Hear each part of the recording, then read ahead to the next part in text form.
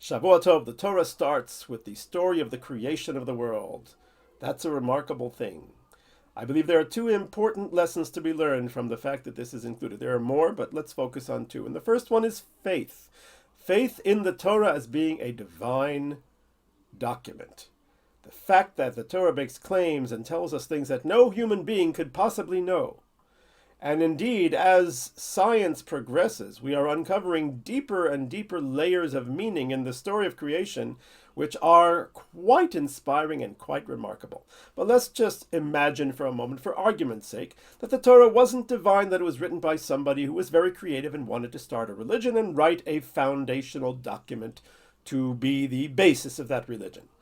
Such a person, living about 3,000 or so years ago, would never have made any of the claims that are in this description of the creation of the world.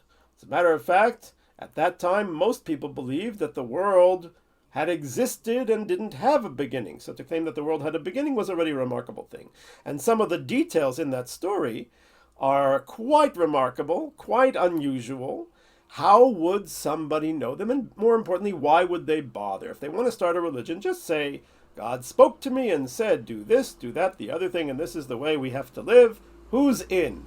And that would be enough. To tell all of these things is unnecessary and it's a risk. And if the intention of this person was to create a religion that would go down through history, then there's a risk that science would discover things that were in contradiction to this account of Genesis, and science has not.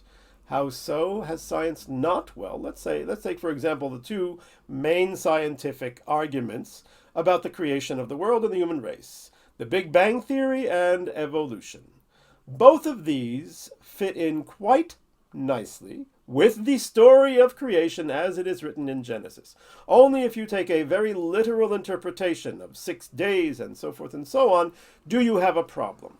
But the Big Bang, for example, posits that all of the universe existed in a small speck, a black hole, a super black hole, I'm not sure what the phrase is, of energy, something that was unobservable. But then that energy became cooled off and became matter, and then the matter exploded and expanded, and so the universe has been stretching and expanding since then, till it created planetary bodies and the galaxies and suns and stars and planets and satellites that we know.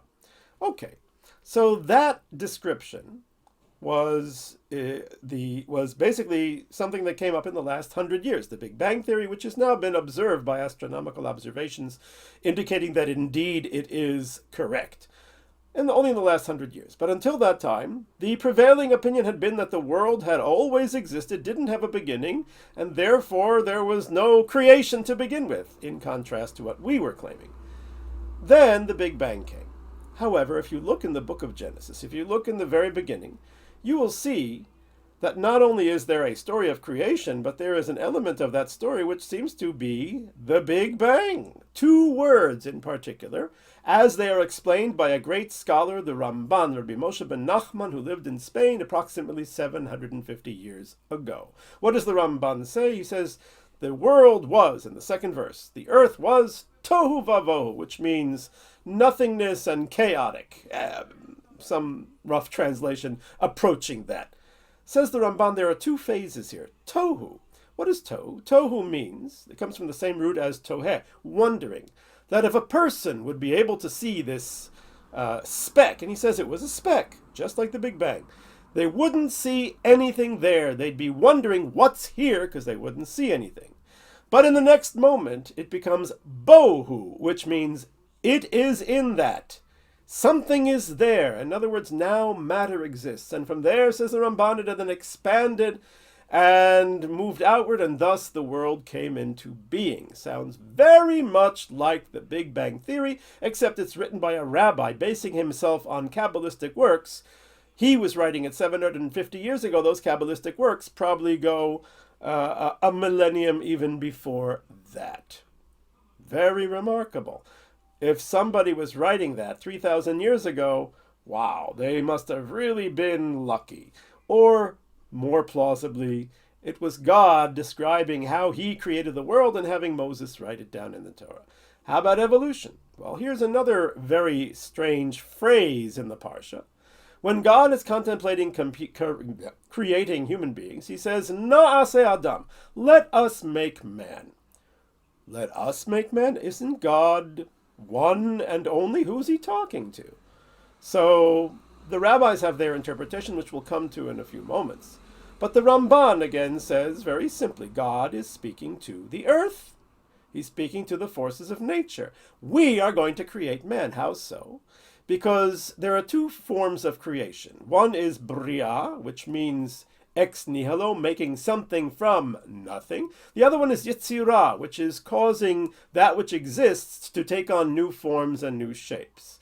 The only time there was actual creation of something from nothing was at the very beginning, the Big Bang, if you will, on the first day when God created the heavens and the earth. In other words, all of the matter was made then.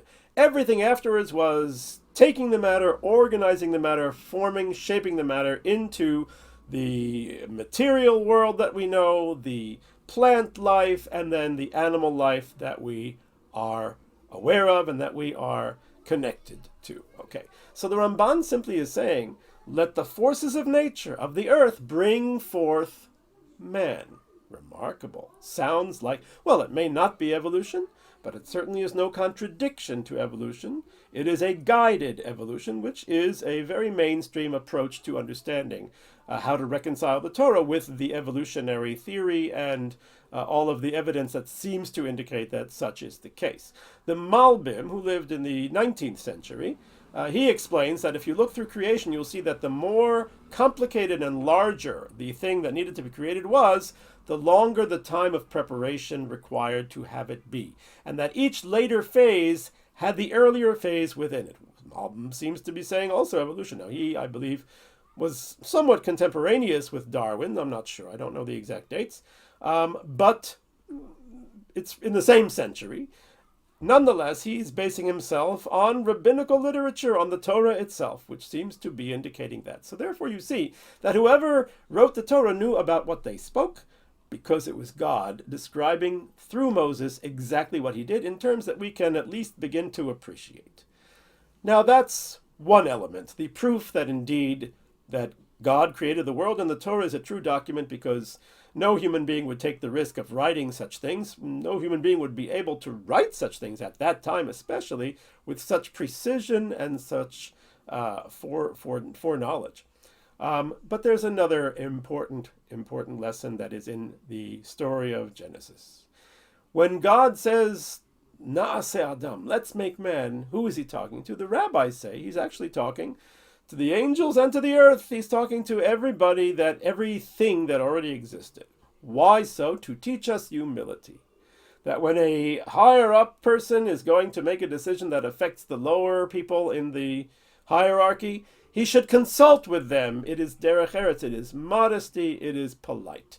And since man will have a direct effect on the world and the animal kingdom and even on the angels, God therefore consults with them before he creates them to let them know what the plan is going to be. Okay, so we're learning a nice lesson. Why does it have to be here? And especially at such risk. What risk?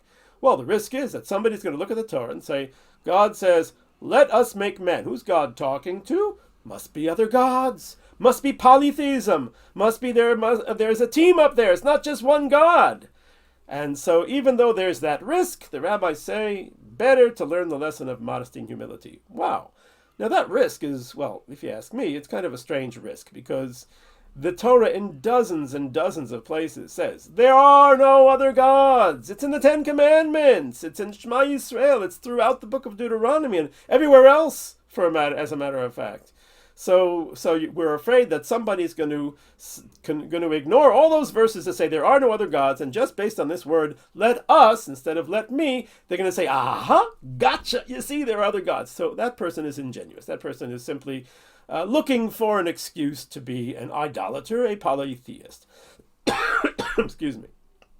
Okay, fine, and there are other examples of people having erroneous theological beliefs based on a misinterpretation of something, or a verse in the book of Isaiah to indicate whether there could have been a virgin who gave birth. The word that used there is not virgin, it's alma, which means a young woman. She doesn't say that she wasn't married, but based on a misinterpretation, even though there are verses upon verses in the Torah that say that no human being has any divinity to them other than the divinity that we all have, which is a spark of the divine, our soul. But no human being is God, or God's partner, or God's relative, however you may wish to interpret it. But because there is a desire to justify that, so we'll follow the mistranslation. All right, leaving that aside, why is this lesson of modesty so important? I'll ask two more questions. One question is, the rabbis tell us that the world was created with 10 utterances, 10 speakings. 10 times it says Vayomer, and God spoke. And they themselves point out that if you count the numbers of times that it says Vayomer in this parsha, it's only 9. Where's the 10th? Are we not good at math? No such thing. Jews not being good at math, that's impossible. Rather, say the rabbis, the first word, Breishit, God in the beginning. In the beginning, God created heaven and the earth. That word, Breishit, in the beginning, that's the 10th utterance, or the first utterance, actually, because it came first. But that is the one we will count for the 10th utterance. How so? Why not just be straightforward and have 10 times Vayomer, so we shouldn't be confused about the math. We shouldn't have to worry about figuring out which word can I count as my 10th. So what exactly is the need for this, and why is this not said straight out? The word Breishit also, by the way, means bishvil. Rashi explains bishvil Reishit, because of those things which are called first. Reishit. What are the things that are called first? Torah, and he brings a verse that Torah has word Reishit in it, and Israel. Israel is also called Reishit. Reishit Tivuato, his first crop. We are the God's first crop. So the firsts, the two first, Torah and Israel, for them, for their sake, God created heaven and the earth, and that is considered a ma'amar, the 10th of the utterances. Kind of strange. One other question that is remarkably strange, and that is, at the end of the creation, God says, the Torah says, God looked at what he created, and he saw that it was Tov Ma'od. Very good. Excellent. Very good. Sorry for yelling. It was Tov Ma'od. The rabbis have a very surprising interpretation. What is Tov Ma'od referring to? The Yetzer Hara, the evil inclination. That's Tov Ma'od. Whoa! How could that be? I mean, Tov, you can't call the Yetzer Hara Tov. It says in the advertisement for the Yetzer Hara, it says Ra, bad. It doesn't say Tov. So how can you call the Yetzer Hara Tov, and not just Tov, Tov Ma'od? Very good. Very strange. So to answer this, we need to understand, first of all, that creation of the world is a puzzle. And in order for it to be smooth and complete, it has to be each piece in the puzzle in its proportion. The great Rabbi Joseph Soloveitchik explained why the Yetzer Hara is called Tov Ma'od. It's not the Tov part, it's the Ma'od part, which means very or much. In other words, when there is excess, then there is evil inclination. When something is beyond its proportion, when there is extremism, whether it be extreme decadence and depravity and sinfulness, or extreme holiness. Nadav and Avihu, the sons of Aaron, were holier than they needed to be when they brought the uncommanded fire offering, and they were therefore punished, because too much of a good thing, too much holiness is also not good. So in other words, a person needs to pursue what the Rambam would call the golden mean. And it's not just a nice way to live, it's fundamental. Because if you have a piece, the 10th piece, that doesn't fit into that puzzle, so then the entire puzzle cannot be put together. The number 10 is a significant number. It is God's number, as it were. Why so? The Maharal of Prague explains, because 9 is the most chaotic number we have. 9 is the most divisible of numbers. And the Hebrew letter which represents 9, which is Tet, is kind of a chaotic kind of a letter with lines going in every direction. However, 10 is a unit. Once we count to 10, we then count in multiples of 10. We don't count in multiples of 9. We count in multiples of 10, because 10 represents the unity of the many-faceted. In other words, all of the aspects of creation are unified in the fact that God created them. And then it becomes a yud, which is the smallest letter. It's basically a dot. In other words, when the puzzle has all of the pieces fitting together, the puzzle is compact, it is beautiful, it is compelling. But when one piece doesn't fit in that puzzle, excuse me, so then the puzzle is strewn all over the floor. Excess, says the Rav, is the art of the evil inclination. Tov ma'od is the Yetzer Hara. So therefore, the story of creation is teaching us we need to have modesty and humility, just as God consulted. Everything has to fit in to creation. We must not be less than we actually are, but we must not act as if we are more than we actually are. And therefore, the 10th utterance is for Israel and Torah, because that is the way that we achieve that proper balance. That is the way that we fit ourselves into that puzzle, thus completing the work of creation and perfecting the world. When Israel and Torah are married, when we live according to the values of the Torah, we are the perfect 10th piece of the puzzle, and then all of creation achieves its harmony. And we look to achieve that over the course of our history. God willing, in the future, we will soon see the day of V'haya Hashem Melech al Kol Haaretz, when God will be king over all of the land. Bayom hahu, on that day, Yeh Hashem echad u'shmo echad. God will be one and his name will be one. Shavua Tov.